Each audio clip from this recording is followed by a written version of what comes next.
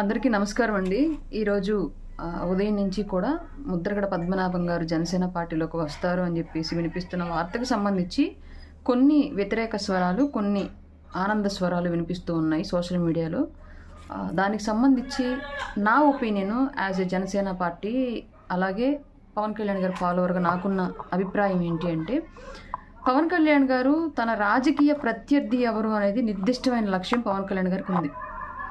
రాజకీయ ప్రత్యర్థిని బలహీనపరిచే క్రమంలో తను ఎలాగ బలపడాలి, తనకు ఎదురయ్యే ధిక్కార స్వరాలు ఏవైతే ఉంటాయో, ప్రత్యర్థికి అనుకూలంగా మారే స్వరాలు ఏవైతే ఉంటాయో వాటన్నింటినీ కూడా పవన్ కళ్యాణ్ గారి వైపుకి తిప్పుకొని ప్రత్యర్థిని వీక్ చేసి తను అనుకున్న లక్ష్యాన్ని సాధించడం వైపు ముందుకు వెళుతున్నారు పవన్ కళ్యాణ్ గారు. ఇందులో ఎలాంటి సందేహం లేదు. ఆయన క్లియర్ కట్గా పాలిటిక్స్ చేస్తున్నారు.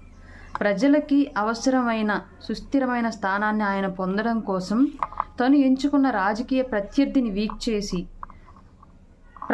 ప్రజల్ని పాలించే అవకాశం ఏ విధంగా పొందాలి, అలాగే కార్యకర్తల్ని ఎలా కాపాడుకోవాలి అనే ఇలాంటి అన్ని విషయాలను పవన్ కళ్యాణ్ గారు ఒక నిర్దిష్టమైన లక్ష్యం ఉంది, ఒక దారి ఉంది, ఒక ఆలోచన ఉంది. దాని ప్రకారం ఆయన కార్యకర్తలను కాపాడుకోవడం కోసం అప్పట్లో బీజేపీలోకి పొత్తులోకి వెళ్ళిన తర్వాత కార్యకర్తల్ని ఫైనాన్షియల్గా బలపరచడానికి కానివ్వండి, పొలిటికల్గా సస్టైనబిలిటీ తీసుకురావడానికి కానివ్వండి, అలాగే రాష్ట్రం కోసం ఒంటరిగా వెళితే మళ్ళీ ఓటమి ఎదురవుతుందేమో, రాష్ట్రం ఇంకా దారుణమైన పరిస్థితుల్లోకి దిగజారిపోతుంది కాబట్టి ప్రత్యర్థి ఎవరైతే ప్రజా కంటకుడుగా ఉన్నాడో ఆ ప్రత్యర్థిని దించి ప్రజాప్రభుత్వాన్ని స్థాపించడం కోసం ఎలాంటి ప్రణాళికలు అవసరమో దాన్ని దృష్టిలో పెట్టుకొని టీడీపీతో పొత్తులోకి వెళ్ళడంలో కానివ్వండి, బలమైన అభ్యర్థుల వేటలో నిర్మోహమాటంగా వ్యవహరిస్తూ ఎవరైతే డి అంటే డి అన్నట్లుగా ఢీకొని ఆపోనెంట్ని ఓడించి అధికారం తీసుకొచ్చి చేతిలో పెట్టగలరు అలాంటి వ్యక్తుల్ని ఎన్నుకోవటంలో కానివ్వండి, ఇలా ప్రతి విషయంలో కూడా ఆయన చాలా క్లియర్గా వెళ్తున్నారు.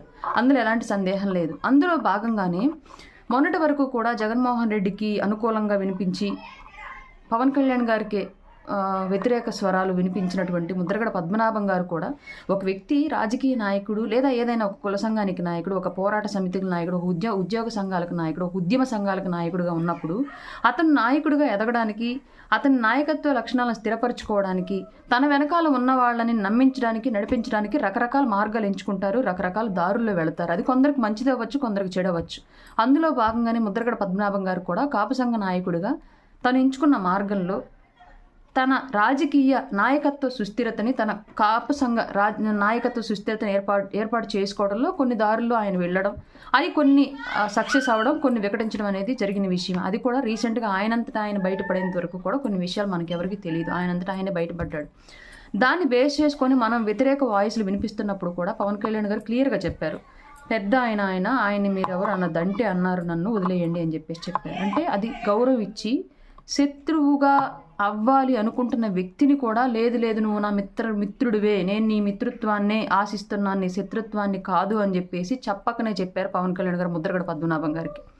అది అర్థం చేసుకున్న పెద్ద ఆయన, అలాగే కాపులకు జరుగుతున్న అన్యాయాన్ని గ్రహించి కానివ్వండి, లేదంటే రాష్ట్రంలో ఇప్పుడున్న ప్రభుత్వం మీద పెరుగుతున్న వ్యతిరేకతను గ్రహించి కానివ్వండి, మనకి అనుకూలంగా ఆయన రావాలి అనుకున్నప్పుడు ముమ్మాటికి స్వాగతించాల్సిన విషయం ఇది. దీని పట్ల నేనైతే చాలా హర్షం వ్యక్తం చేస్తున్నాను. ముద్రగడ పద్మనాభం గారు జనసేనలోకి రావాలి అని నేను కోరుకుంటున్నాను. దానికి కారణం ప్రత్యేకించి ఏంటి అంటే, వైసీపీ పార్టీ నేడు ప్రత్యేకించి కాపుల్ని టార్గెట్ చేసి కాపుల్లోనే నాయకుల్ని విడగొట్టి కాపుల్లోనే కొత్త పార్టీలు పెట్టించి కాపుల్ని చీలగొట్టి అందు ద్వారా లబ్ధి పొంది, అంటే ప్రజా మన్నలను పొంది గెలవడం కన్నా కూడా వర్గాలుగా విభజించి రాజకీయం చేసి గెలవాలనుకుంటుంది వైఎస్ఆర్సీపీ. అందులో భాగంగానే జేడీ లక్ష్మీనారాయణ గారి పార్టీ వచ్చినా కానివ్వండి, జాతీయ జనసేన పార్టీ వచ్చినా కానివ్వండి, తోట చంద్రశేఖర్ గారు బీఆర్ఎస్ పేరుతో రాష్ట్రంలో బాధ్యతలు తీసుకోవడం కానివ్వండి, ఇలా రకరకాలుగా కారణాలు క్లియర్గా అన్ని దారులు ఎటువైపు చూపిస్తున్నాయి అంటే కాపులను విడదీసి జనసేనకు నష్టం చేకూరేలాగా చేయాలనే ఉద్దేశంతోనే చేస్తున్నట్లుగా నాకు అనిపించింది.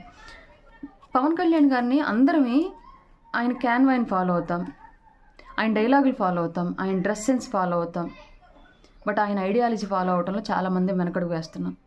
అందులో భాగంగానే కొంతమంది లీడర్లుగా ఎదగాలి అనుకుంటున్న వాళ్ళు ఎప్పటి నుంచో పవన్ కళ్యాణ్ గారి మీద డిపెండ్ అయ్యి రాజకీయ పార్టీ జనసేన జెండా పట్టుకుని ఉన్న చాలామంది నాయకులు ఇప్పటికి కూడా ఆయన ఐడియాలజీని, ఆయన విధానాలని ఫాలో అవ్వలేకపోతున్నారు. కాబట్టి ఇవాళ పవన్ కళ్యాణ్ గారు ముద్రగడ గారి విషయంలో తీసుకున్న ఒక నాయకత్వం, నేను అంబటి రాయుడు గారికి ఆహ్వానం పలికిన విషయంలో కానివ్వండి, గతంలో వైసీపీ నుంచి జనసేనకి వద్దాం అనుకున్న వాళ్ళకి, అలాగే ఇప్పటికి కూడా ప్రయత్నిస్తున్న వాళ్ళతో స్నేహాస్తం అందివ్వడానికి సిద్ధంగా ఉండడంలో కానివ్వండి, ఇవన్నీ కూడా ఒక రాజకీయ నాయకుడిగా ఎదగాలి, తన నాయకత్వాన్ని బలపరుచుకోవాలి, తన క్యాడర్ని బలపరుచుకోవాలనుకునే నాయకుడికి ఉండాల్సిన లక్షణాలు. అది చేతగాక చాలామంది మన పార్టీలోనే, మిగతా పార్టీల విషయం నాకు తెలియదు, వాళ్ళ అంతర్గత విషయాలు మనకు అంత క్లియర్గా లేదు కాబట్టి, బట్ మన పార్టీలో నేను ప్రాక్టికల్గా ఎక్స్పీరియన్స్ చేస్తున్నాను కాబట్టి మాత్రమే చెప్పగలుగుతున్నాను. ఇది అందరినీ కూడా అనట్లేదు, కొందరు మాత్రమే.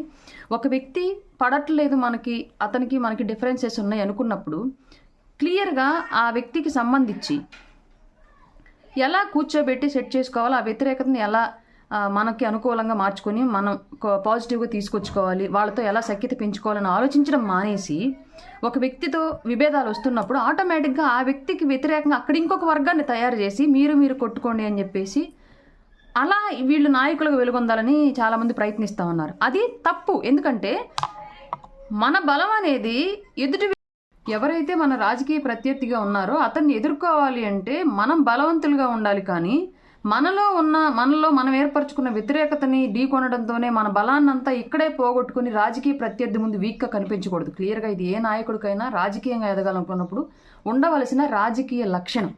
అది చేతకాక చాలామంది ఇన్ఛార్జీల స్థాయిలో ఉన్నవాళ్ళు, అధ్యక్షుల స్థాయిలో, మండల అధ్యక్షుల స్థాయిలో ఉన్నవాళ్ళు, ఇలా రకరకాల పొజిషన్స్లో ఉన్నవాళ్ళు చాలామంది కూడా ఒక వ్యక్తి ఒక చోట కొంచెం హైప్ అవుతున్నాడు, లేదా ఒక వ్యక్తి కొంచెం మనలో కొన్ని లక్షణాలు నచ్చక వ్యతిరేకిస్తున్నాడు అని చెప్పేసి అనుకున్నప్పుడు ఆటోమేటిక్గా అక్కడ ఇంకొందరిని గ్యాదర్ చేసి అతనికి వ్యతిరేకంగా ఇంకొక వర్గాన్ని తయారు చేసి పార్టీని బలహీనపరచడానికి మనమే కారకులం అవుతున్నాం. మనలోని చేతకానితనమా, ఆలోచన అవగాహన రాహిత్యమా, లేదంటే మనలో ఉన్న ఈగోని అణుచుకొని రాజకీయ తత్వం నేర్చుకోలేకపోవడం అనే కారణాలు రకరకాలు అయి ఉండొచ్చు. ఏ కారణంతో అయినా సరే ఇలా పార్టీ వీక్ అవ్వడానికి, గ్రౌండ్లో మనం వీక్ అవ్వడానికి, ప్రజల దృష్టిలో మనం బలహీనంగా కనిపించడానికి కొన్ని ఆలోచనలు కారణమవుతున్నాయి. కానీ పవన్ కళ్యాణ్ గారు అలా చేయట్ల. వ్యతిరేక స్వరం అనేది ఒక్క ప్రత్యర్థి రాజకీయ పార్టీ నుంచి తప్ప వేరే ఏ వైపు నుంచి, ఏ వ్యక్తి నుంచి వినిపించకుండా ఉండడానికి అందరినీ కలుపుకొని, అందరికీ జనసేన కండువ వేసి, అందరూ మీరు నా మిత్రులే అని చెప్పేసి తెలియచెప్పి వ్యతిరేక వాయిస్ అనేది వినిపించకుండా, రాజకీయ శత్రుత్వం అనేది ఎక్కువ స్థాయిలో ఉండకుండా తను బలంగా తయారవడానికి, మనల్ని బలపరచడానికి ఆయన చాలా క్లియర్ కట్గా ముందుకెళ్తున్నారు. కాబట్టి ఆయన తీసుకునే ఈ నిర్ణయం 100% హర్షణీయం.